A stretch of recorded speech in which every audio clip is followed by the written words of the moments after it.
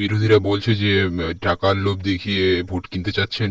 দেখুন, এটা একটা হিংসা, চক্রান্ত এবং ষড়যন্ত্র। কিন্তু বিরোধীরা বলছে ওদের কাছে প্রমাণ আছে। দেখুন, ওসব কথায় কান দেবেন না। এটা আমার বিরুদ্ধে হিংসা, চক্রান্ত এবং ষড়যন্ত্র। বিরোধীরা বলছে এটা ইলেকশন কমিশনকে জানাবে। দেখুন, আমি মুখ খুলতে চাই, এটা আমার বিরুদ্ধে চক্রান্ত এবং ষড়যন্ত্র।